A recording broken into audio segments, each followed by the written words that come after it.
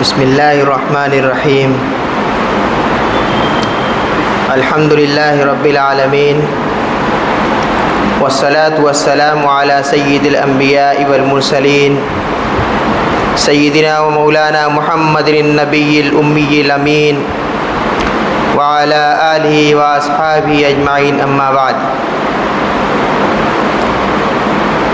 اعوذ باللہ من الشیطان الرجیم بسم اللہ الرحمن الرحیم والعصر ان الانسان لفی خسر الا الذین آمنوا وعملوا الصالحات وتواصوا بالحق وتواصوا بالصبر۔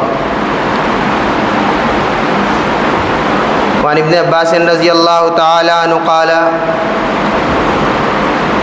قال رسول اللہ صلی اللہ علیہ وسلم نعمتان مغبون فیہما کثیر من الناس الصحة والفراغ۔ عن عبد اللہ بن مسعود رضی اللہ تعالی عنہ قال قال رسول اللہ صلی اللہ علیہ وسلم لا تزول قدما ابن آدم یوم القیامت حتی یسأل عن خمس عن امورہ فیما افناہ وعن شبابہ فیما ابلاہ وعن مالہ من این اکتسبہ وفیما انفقہ وماذا عمل فیما عمل او کما قال علیہ الصلاۃ والسلام۔ بزرگان محترم، عزیز بھائیو، دوستو، اللہ جل شانہ نے ہم سب کو ایک زندگی عنایت فرمائی ہے۔ یہ زندگی ہمارے لیے کوئی خاص نہیں ہے۔ زندگی انسان کے اندر بھی ہوتی ہے، ایمان والے کے اندر بھی ہوتی ہے، غیر ایمان والے کے اندر بھی ہوتی ہے، یہاں تک کہ حیوانات کے اندر بھی زندگی ہوتی ہے۔ لیکن ہماری زندگی، غیر ایمان والے کی زندگی یا جانوروں کی زندگی کے اندر فرق ہے۔ جس طریقے سے اور لوگ دنیا میں آتے ہیں اور اپنا ایک محدود وقت گزار کر چلے جاتے ہیں، ہم اس طرح سے نہیں ہیں، بلکہ ہماری ایک منزل ہے، ہمارا ایک مقصد ہے۔ جب ہم اس مقصد سے اپنی آنکھ اٹھا لیں گے، اپنی نظر ہٹا لیں گے، تو ہم دنیا میں بھٹک کر رہ جائیں گے۔ ہمارے آنے کا مقصد اگر ہماری آنکھوں کے نگاہوں کے سامنے نہیں ہوگا تو ہماری زندگی یا غیر ایمان والے کی زندگی، یہاں تک کہ حیوانات کی زندگی کے اندر کوئی فرق نہیں رہ جائے گا۔ ہم دنیا میں آئے ہیں، اپنی ایک محدود زندگی لے کر آئے ہیں۔ ابھی جو میں نے سورت تلاوت کی، سورۃ العصر، ایک ایسی سورت ہے جس کے بارے میں کہا جاتا ہے، علماء فرماتے ہیں کہ اگر حضرت امام شافعی رحمۃ اللہ علیہ فرماتے ہیں کہ اگر انسان مسلمان صرف اسی ایک سورت کے اندر غور و فکر کر لے تو اس کی زندگی کے سدھارنے کے لیے اور صحیح روش کے لیے یہ سورت ہی کافی ہے۔ اس سورت کے اندر اللہ جل شانہ فرماتے ہیں والعصر، قسم ہے زمانے کی، ان الانسان لفی خسر، انسان بلا شبہ نقصان کے اندر ہے، الا الذین آمنوا وعملوا الصالحات وتواصوا بالحق وتواصوا بالصبر، سوائے ان لوگوں کے جو لوگ کام کرتے رہے ہوں، ایمان لاتے رہے ہو، عمل صالح کرتے رہے ہو، آپس میں ایک دوسرے کو حق کی فہمائش اور حق کا کہنا سننا کرتے رہے ہو، یعنی امر بالمعروف کرتے رہے ہو اور نہی عن المنکر کرتے رہے ہو۔ اگر ہماری زندگیوں کے اندر یہ چار چیزیں نہیں ہیں تو اللہ جل شانہ قسم کھا کر فرماتے ہیں زمانے کی کہ انسان خسارے کے اندر ہے، ہم سب خسارے کے اندر ہیں۔ ज़माने की कसम, अल्लाह जल्ल शानो के कसम खाना हमारे जैसा कसम खाने की तरह नहीं है कि हम कसम खाते हैं किसी बात को यकीनी बनाने के लिए और उसको सच साबित करने के लिए। अल्लाह जल्ल शानो का कसम खाना या तो उस चीज़ के अज़मत शान के लिए होता है या उससे कोई और मुनासबत होती है जिसकी बिना पर अल्लाह जल्ल शानो कसम फरमाते हैं। यहाँ ज़माने की कसम इसलिए खाई गई कि इंसान पिछले ज़माने उठाकर देख ले कि वो लोग ही कामयाब हुए जिन्होंने इन 4 चीज़ों पर अमल किया है। अगर इन 4 चीज़ों पर अमल नहीं किया है तो वो लोग खसारे के अंदर ही पड़े हैं।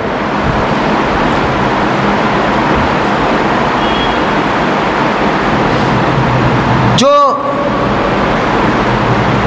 हम अगर गौर करेंगे तो जो सबसे पहली चीज़ कसम खाई गई ज़माने की, तो ज़माना क्या चीज़ है?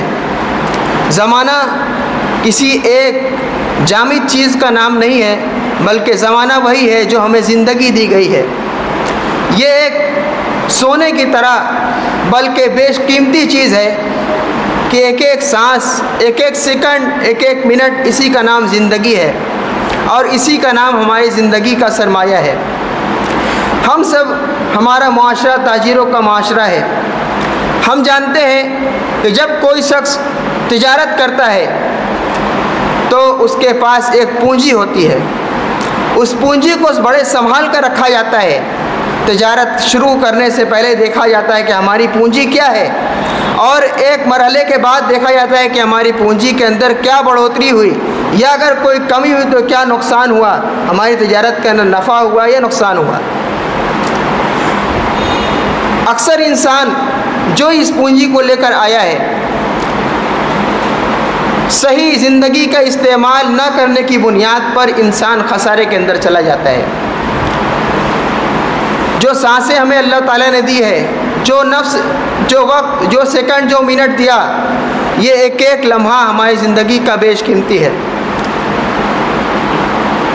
इसीलिए अल्लाह के नबी अलैहिस्सलातु वस्सलाम ने एक हदीस के अंदर फरमाया, हज़रत अब्दुल्लाह इब्न अब्बास रज़ी अल्लाह ताला अन्हु फरमाते हैं, नेमतानी मग़बून उनकी फ़ीहिमा कसीरुम मिनन नास अस्सिहत वल फ़राग़, कि दो नेमतें ऐसी हैं, हम दिन रात अल्लाह की नेमतों में डूबे हुए हैं, लेकिन 2 ख़ास नेमतें ऐसी हैं जिसके अंदर इंसान अक्सर धोखे के अंदर पड़े हुए हैं।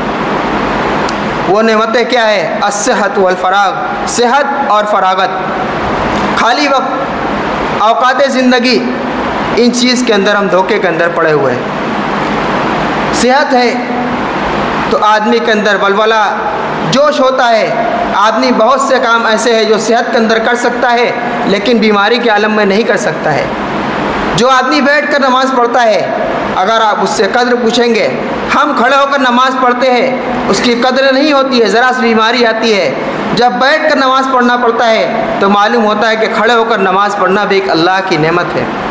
बहुत सी ऐसी बातें हैं जो आदमी सेहत के अंदर कर सकता है, लेकिन जब सेहत होती है तो उसका ख्याल नहीं होता है। जब नेमतें छीन जाती है उस वक्त अपनी नेमतों का हमें ख्याल आता है कि अल्लाह की ये भी एक नेमत है। इसी तरीके से फरागत है, वक्त है, ज़िंदगी है, यह अल्लाह की एक नेमत है।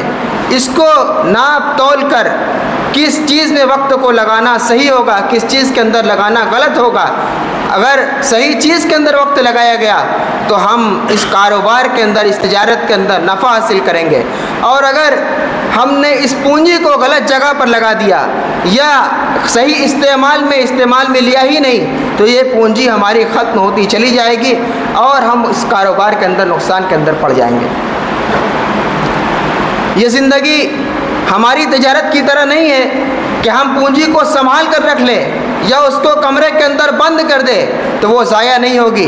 ये पूंजी, इमाम राज़ी रहमतुल्लाह अलैह फरमाते हैं कि मेरा गुज़र एक बाज़ार के अंदर से हुआ तो देखा कि एक शख्स बर्फ़ बेच रहा है और वो चीख चीख कर कह रहा है कि शाम का वक्त है, लोगों मुझसे इस बर्फ़ को ख़रीद लो, मुझसे इस चीज़ को कम दाम में सही लेकिन इस चीज़ को ख़रीद लो, कहीं ऐसा ना हो कि मेरी सरमाया, मेरी पूंजी ख़त्म हो जाए। हमारी ज़िंदगी भी उसी तरह से है। हम इसको चाहे ना चाहे सही जगह पर इस्तेमाल करें, गलत जगह पर इस्तेमाल करें या यूँ ही गुजार दे, ہماری پونجی رفتہ رفتہ رفتہ رفتہ ختم ہوتی چلی جائے گی اور ہمیں اس کا پتہ بھی نہیں لگے گا۔ آج جو ہماری معاشرے کے اندر بہت ساری بیماریاں ہیں، بہت ساری برائیاں ہیں، اس میں سر فہرست یہ ہے کہ ہم وقت کا ضیاع بہت زیادہ کرتے ہیں۔ ہم بات چیت کے اندر، گپ لڑانے کے اندر، دوستی کرنے کے اندر، موبائل دیکھنے کے اندر اپنے وقت کو گزار دیتے ہیں، اور ہمیں اس بات کا احساس بھی نہیں ہوتا کہ اپنی زندگی کا قیمتی لمحہ ہم گزار رہے۔ یہ ہماری پونجی ہے، اس کے ذریعے سے ہمیں آخرت کمانا ہے۔ اگر نہیں کمائیں گے تو ہماری آخرت تباہ ہو جائے گی، ہماری پونجی ختم ہو جائے گی۔ اللہ کے نبی علیہ الصلوۃ والسلام کی ایک حدیث ابھی میں نے تلاوت کی، اس کے اندر حضرت عبداللہ ابن مسعود رضی اللہ عنہ فرماتے ہیں کہ آقا صلی اللہ علیہ وسلم نے فرمایا کہ کل قیامت کے دن کسی بھی انسان کا قدم میدان محشر سے اس وقت تک ٹل نہیں سکتا جب تک کہ اس سے 5 چیزوں کا سوال نہیں کر لیا جائے گا۔ عن امورہ فیما افنا، زندگی کو کہاں لگایا، کس جگہ میں خرچ کیا۔ اللہ تعالیٰ کے یہاں ہر چیز کا حقیقی جواب ہوگا۔ ہم یہ جس طرح سے اپنی زبان سے لوگوں کو دنیا میں فریب دے دیتے ہیں کہ کیا کچھ اور کہہ دیا کچھ، وہاں پر زبان نہیں چلے گی، وہاں عمل کی زبان چلے گی۔ وہاں ہم نے کیا کر کے دکھایا ہے، دنیا میں کس چیز کے اندر وقت لگایا ہے، اس بات کو ثابت کرنا پڑے گا، اس بات کو بتلانا پڑے گا اور حقیقی طور پر بتانا ہوگا۔ ہم غور کریں، سوال کیا جائے گا زندگی کچھ چیز کے اندر لگایا، ہمارے پاس کیا جواب ہوگا؟ ہم نے وقت گزار دیا، ٹائم پاس کر دیا یا وقت کو ضائع کر دیا، یہ اگر ہمارا جواب ہوگا تو ہمارا نتیجہ کیا ہوگا، ہم کس طرف جانے والے ہوں گے۔ زندگی کے بارے میں سوال کیا جائے گا، یہ زندگی یوں ہی نہیں دی گئی، بلکہ ایمان والے کی زندگی، ایمان والے کا ایک ایک منٹ، ایک ایک لحظہ یہ اللہ تعالیٰ کا خریدا ہوا ہے۔ اللہ تعالیٰ نے ایمان والے کی زندگی کو خریدا ہوا ہے۔ ان اللہ اشتری من المؤمنین انفسهم واموالهم بان لهم الجنہ، کہ اللہ تبارک و تعالیٰ نے ایمان والے کی جان کو، ان کے مال کو، ان اللہ اشتری من المؤمنین انفسهم واموالهم، کہ اللہ تعالیٰ نے ان کی جانوں کو اور ان کے مال کو جنت کے بدلے میں خرید لیا ہے۔ یہ جان کیا ہے؟ یہ زندگی ہی تو ہے، زندگی کے لمحات ہے، زندگی کے منٹ اور سیکنڈ ہے، یہی اللہ تبارک و تعالیٰ نے خریدا ہوا ہے۔ اللہ تعالیٰ جنت کے بدلے میں خریدا ہوا ہے۔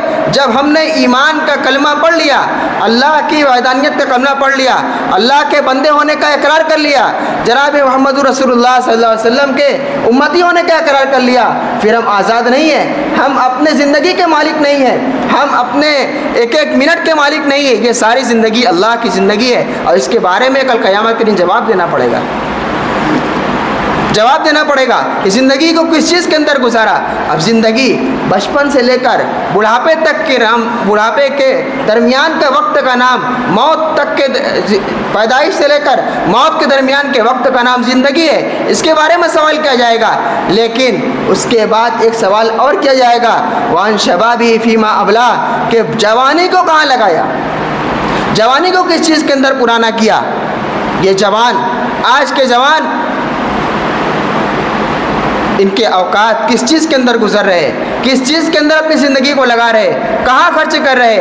آج ان سے پوچھا جائے کہ آپ زندگی کو کہاں لگا رہے، اپنے وقت کو کہاں ضائع کر رہے، کہاں خرچ کر رہے، آج ہمارے نوجوانوں کے پاس کیا جواب ہوگا۔ اگر ان کو کھڑا کر دیا جائے، ان سے پوچھا جائے کہ آپ نے اپنے وقت کو کہاں لگایا، آپ ایک 24 گھنٹے کی زندگی کا جواب دے دیجئے، تو ان کے پاس سوائے اس کے کہ ہم نے اپنے وقت کو ضائع کیا ہے، ہم نے اللہ کی نافرمانی کی ہے، ہم نے اللہ کے نبی علیہ الصلوۃ والسلام کے حکموں کو توڑا ہے، ہم نے جھوٹ بولا ہے، ہم نے غیبت کی ہے، ہم نے نگاہوں کے ذریعے خیانت کی ہے، ہم نے موبائل کے اندر اپنے وقت کو ضائع کیا ہے، ہم نے غیبت کی ہے، اس کے علاوہ ہمارے پاس کوئی جواب نہیں ہوگا۔ ہم غور کریں، ہم سوچیں، کیا کل قیامت کے دن کھڑے ہو کر اللہ کی بارگاہ میں ہم یہ جواب دے سکتے ہیں؟ ہمارے پاس طاقت ہے، ہمارے اندر اتنی قوت ہے کہ اللہ کے سامنے ہم کھڑے ہو کر کہہ سکے کہ اے اللہ، ہم نے تیری نافرمانی کی ہے، تیرے رسول صلی اللہ علیہ وسلم کے فرمان کو توڑا ہے۔ جوانی کے بارے میں سوال کیا جائے گا۔ جوانی کے اندر آدمی کے اندر ولولہ ہوتا ہے، ایک طاقت ہوتی ہے، ایک جوش ہوتا ہے، کچھ کر گزرنے کا حوصلہ ہوتا ہے. اگر اس کے رخ کو سیدھا کر دیا جائے, صحیح رخ پر ڈال دیا جائے, کل قیامت کے دن جب سورج سوا نیزے پر ہوگا, انتہائی تپش کا عالم ہوگا, ہر شخص پسینے کے اندر ڈوبا ہوا ہوگا, اللہ تبارک و تعالیٰ کچھ لوگوں کو, 7 لوگوں کو عرش کا سایہ نصیب فرمائیں گے. اس میں وہ خوش نصیب نوجوان بھی ہوگا جس کی جوانی کا ابھار یعنی جوانی کے نشو و نما اس حالت نہیں ہو کہ اللہ کی فرما برداری کر رہا ہو, اللہ کے حکموں کو مان رہا ہو, اللہ کی عبادت کے اندر اپنے وقت کو گزار رہا ہو. وہ نوجوان بھی اللہ کل قیامت کے دن اللہ کے عرش کے سائے کے اندر ہوگا. اس لیے نوجوانی کے وقت کو خاص طور سے اور پوری زندگی کو خاص طور سے ایک ایک لمحہ کو گن گن کر شمار کرنا چاہیے. کس جگہ پر خرچ کر رہے ہیں, خرچ کرنے سے پہلے ہم سوچیں گے کہ ہم کون سا عمل کر رہے ہیں, یہ میرا وقت کہاں لگ رہا ہے, اس سے میرا آخرت کا کون سا فائدہ ہو رہا ہے. آخرت کا فائدہ نہیں ہو رہا ہے تو کم از کم دنیا کا کون سا فائدہ ہو رہا ہے, کون سا نفع ہو رہا ہے. اور اگر ہم نے اس سے کوئی نفع نہیں حاصل کیا تو ایسا نہیں کہ برابر سرابر ہے, بلکہ ہم نے اپنی پونجی کو خرچ کر دیا, ہماری پونجی ضائع ہو گئی, اس سے کوئی نفع نہیں لیا تو ہمارا ایک وقت, ایک لمحہ, 1 منٹ, 1 گھنٹہ نکل گیا. سوال کیا جائے گا. اس لیے زندگی کے ایک ایک لمحوں کو, ایک ایک چیز کو شمار کرنا, بچا کر رکھنا. اصل چیز تو میں بیان کرنا یہ 2 ہی چیز چاہ رہا تھا, لیکن کم از کم حدیث کا ترجمہ پیش کر دوں. آگے اللہ کے نبی علیہ الصلوۃ والسلام فرماتے ہیں وَأَنْ مَالِهِ فِيمَا مِنْ أَيْنَ اكْتَسَبَهُ وَفِيمَا أَنْفَقَ, کہ مال کو کہاں سے حاصل کیا اور کہاں خرچ کیا. یہ مال, یہ دولت ہم نے جو کمائی ہے, ہم نے جو اپنے محنت سے, اپنے خون پسینے سے کمایا ہے, اللہ تبارک و تعالیٰ کی دی ہوئی ہے. ہم سمجھتے ہیں کہ ہم نے اپنے دماغ سے, آج جو لوگ کہتے ہیں کہ ہم نے اپنے دماغ سے, اپنے ٹیلنٹ سے, اپنی محنت سے کمایا ہے, یہ ہمارا قول نہیں ہے. یہ فرعون, یہ قارون کی زبان ہے کہ ہم نے اپنے علم سے اس کو کمایا ہے. جب قارون سے کہا گیا کہ اپنے جو اللہ تبارک و تعالیٰ نے تمہیں مال دیا ہے اس میں سے اللہ کے راستے میں کچھ خرچ کرو, اس نے کہا کہ یہ تو میں نے اپنی طاقت سے, اپنے ٹیلنٹ سے, اپنے علم سے حاصل کیا ہے, میں اس کو کیوں خرچ کروں. یہ مال اللہ تبارک و تعالیٰ کا دیا ہوا ہے, پوچھا جائے گا کہاں سے حاصل کیا, کہاں خرچ کیا, دونوں سوال ہوگا.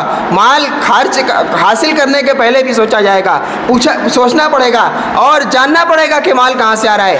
آج ہمارے معاشرے کے اندر بڑا طبقہ ہے جو حرام طریقے سے مال کو کما رہا ہے اور سوچتا ہے کہ دینداری کا, چونکہ ہم نے چوگا پہنا ہوا ہے اس لیے سوچتا ہے کہ ہمارا ہر طریقے سے حرام سے کمایا ہوا مال کسی طریقے سے, کسی حربے سے اس کو حلال کرا دے دیا جائے. مال کما لیا, ہم کمائیں گے اسی طریقے سے جس طریقے سے کمانا چاہتے ہیں, لیکن علماء کرام, مفتیان کرام کسی طریقے سے اس کو جائز قرار دیتے ہیں. یہ ہماری چاہت ہوتی ہے, ہم یہ چاہتے ہیں, ہم مال کما رہے ہیں, فگر بنا رہے, حالانکہ علماء نے صاف طور سے منع کر دیا کہ فگر کا بنانا, اس کے اندر کوئی کام کرنا یہ قطعی طور سے حرام ہے. اس مال کو کمانا حرام کمانے کے برابر ہے. لیکن آج کر رہے ہیں, ہمارے معاشرے کے لوگ کر رہے ہیں, دوسرے کا حق دبا لینا اور طرح طرح کی برائیاں ہیں جو مال کمانے کے اندر کی جا رہی ہے.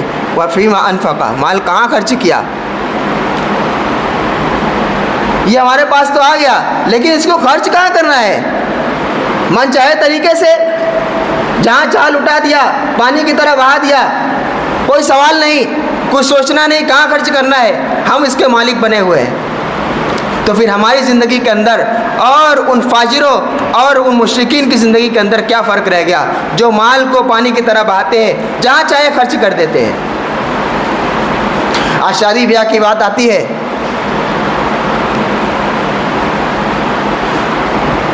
لوگ پوچھتے ہیں کہ کیا شادی کے اندر مال کا خرچ کرنا حرام ہے.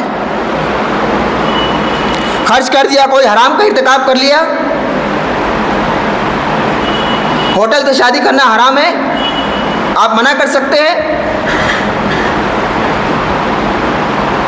ہمارا پیسہ ہے, ہم خرچ کر سکتے ہیں, لیکن اس بات کو دھیان رکھنا پڑے گا کہ اللہ تبارک و تعالیٰ کے ہاں اس کا ہمیں حساب دینا ہے. بس اگر یہی بات دماغ میں رہ گئی، ذہن میں رہ گئی، تو پھر ہمارا کوئی خرچہ اسراف کی طرف نہیں جائے گا، حرام کی طرف نہیں جائے گا، کوئی سوال ذہن میں نہیں آئے گا کہ اس کام کا کرنا حرام ہے کہ حلال ہے۔ شادی بیاہ سب سے بڑی جو پریشانی ہمارے درمیان میں، ہمارے معاشرے میں ہے، یہی چیز ہے۔ ہم مال کو بے درے خرچ کرتے ہیں۔ جو آدمی جس حیثیت کے اندر ہے، یہ نہیں کہ صرف مالدار طبقہ، بلکہ جو انسان جس حیثیت کے اندر ہے، وہ اپنی حیثیت سے اٹھ کر قرض لے کر شادی بیاہ کے اندر خرچ کرتا ہے، حالانکہ نکاح صرف ایجاب و قبول کا نام ہے دو گواہوں کی موجودگی میں۔ اللہ کے نبی علیہ الصلوۃ والسلام نے فرمایا، ان اعظم النکاح برکتاً ایسرہ مؤنہ، کہ برکت کے اعتبار سے سب سے بڑھا ہوا وہ نکاح ہے جس کے اندر سب سے کم خرچ کیا گیا۔ یہ مزاج ہے شریعت کا، یہ سنت کا مزاج ہے۔ اب ہم سوچیں کہ ہماری سوچ کیا ہے، ہم مال کو کس طریقے سے خرچ کرنا چاہتے ہیں، کتنا اڑانا چاہتے ہیں، کتنا بہا دینا چاہتے ہیں۔ ہم سمجھتے ہیں کہ یہ ہمارا مال ہے، بس اس بات کا خیال ہمیں رکھنا ہے کہ ہمیں جواب دینا ہے۔ ہم نے مال کو کمایا ہے تو کہاں سے کمایا، خرچ کیا تو کہاں خرچ کیا۔ وَمَاذَا عَمِلَ فِيمَا عَلِمَ، کہ جانکاری پر، علم پر کتنا عمل کیا۔ ہمارا معاشرہ، خصوصاً مدن پورہ کا معاشرہ، باہر کے لوگ آتے ہیں تو مروع ہو جاتے ہیں، اہل علم ہے، علماء ہیں، جو ہماری شکلیں ہیں، ہماری شباہت ہے، جو ہماری داڑھی ٹوپی ہے،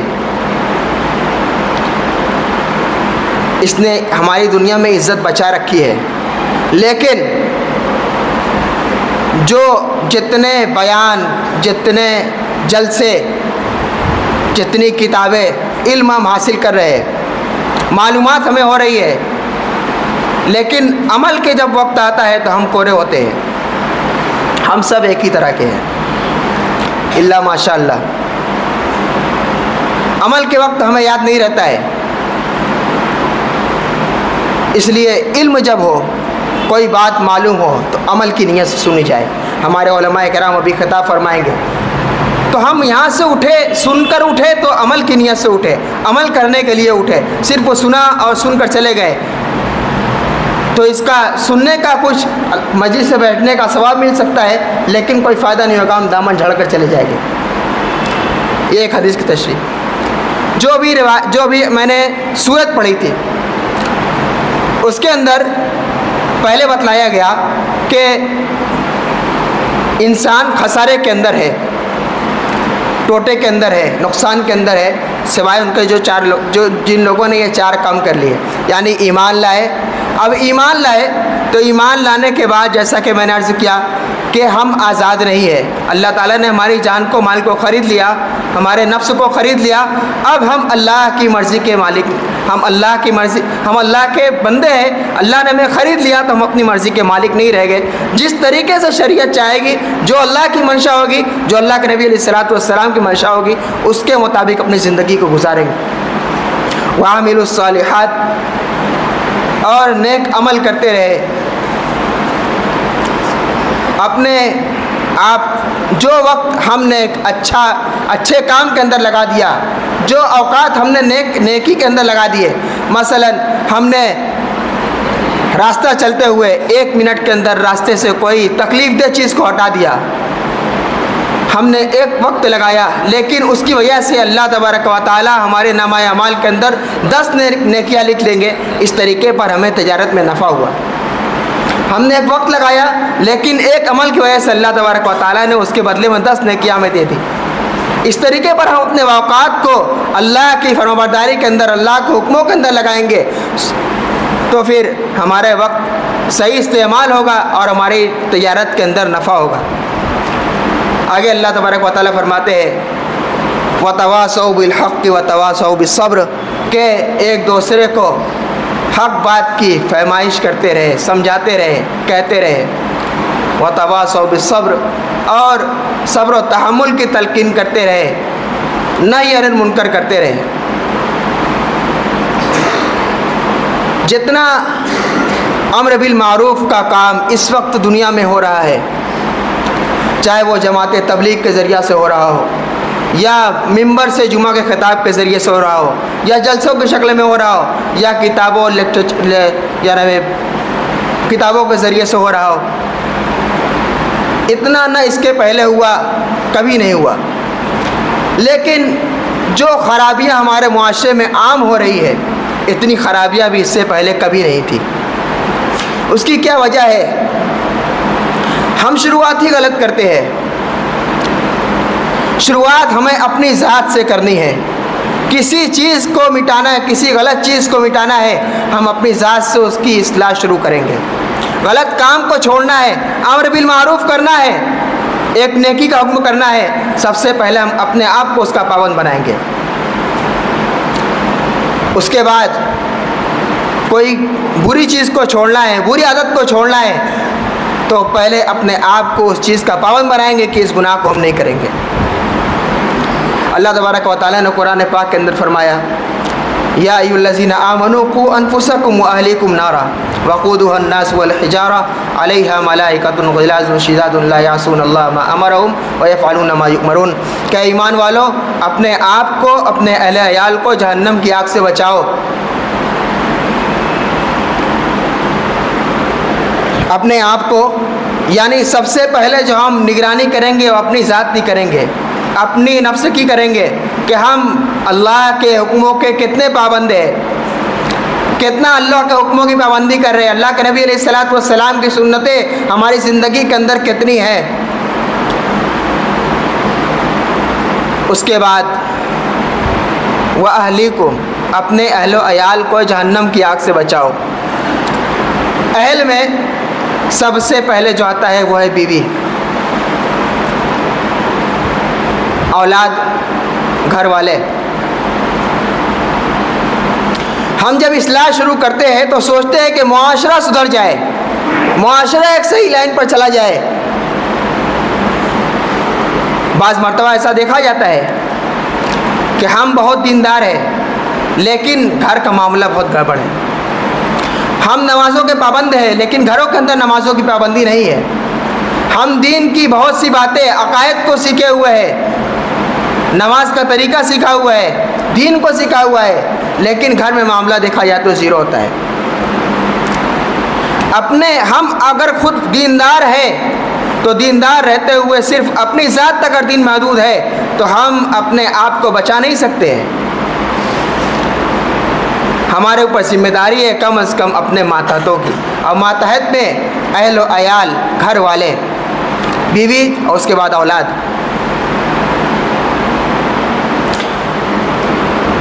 ہم اپنے معاشرے کی بات کریں، ہمارے معاشرے میں دیکھا جاتا ہے کہ بہت سے لوگ ہیں، عموماً اس چیز کے اندر کوتاہی پائی جاتی ہے، ہم سب ایک ہی جیسے ہیں کہ ہم بہت دیندار ہیں، نمازوں کے پابندی بھی ہے، دیکھنے میں بھی ایک دیندار معلوم ہوتے ہیں، لیکن گھر کا عالم یہ ہے کہ عورت تنہا بازار جاتی ہے، سامان چیزیں خریدنے کے لیے جاتی ہے۔ ہم غور کریں کہ جس عورت کو شریعت کے اندر مسجد میں نماز پڑھنے کے لیے منع کیا گیا فتنے کے ڈر سے، تو کون سی مجبوری ایسی ہے جس کی بنیاد پر ہم اپنی عورت کو تنہا بازار کے اندر بھیجتے ہیں؟ ہم اصلاح اپنے ذات سے کریں گے، اپنے گھر سے کریں گے، اپنی بیوی کو پابند بنائیں گے۔ ہاں ضرورت ہے تو آدمی کے ساتھ کہیں عورت جا سکتی ہے، اپنے شوہر محرم کے ساتھ جا سکتی ہے، لیکن عورت کا تنہا بازار میں جانا، جب مسجد کے اندر نماز پڑھنے کے جانے کی اجازت نہیں ہے، اور آج سے نہیں، حضرت عمر ابن خطاب رضی اللہ تعالیٰ عنہ نے منع فرمایا۔ اس وقت وہ زمانہ تھا، خیر القرون کا زمانہ، اس وقت منع فرمایا گیا، اور آج کا زمانہ پرفتن، جہاں قدم قدم پر فحاشی ہے، جہاں قدم قدم پر باطل کی دعوت ہے، اس وقت میں ہمارے گھر سے عورتوں کا اور لڑکیوں کا نکلنا کس طریقے سے جائز ہو سکتا ہے؟ اولاد،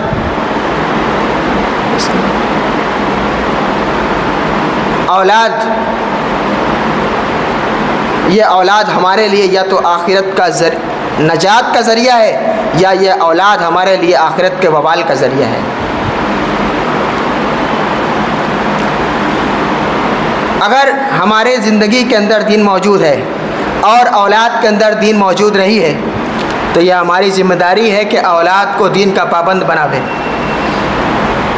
اگر ہماری زندگی کے اندر نمازوں کی پابندی ہے، اللہ کے حکموں کی پابندی ہے اور نبی اکرم صلی اللہ علیہ وسلم کی سنتوں کی پابندی ہے تو ہماری اولاد کے اندر بھی اس بات کو پیدا کرنا یہ ہماری ذمہ داری ہے۔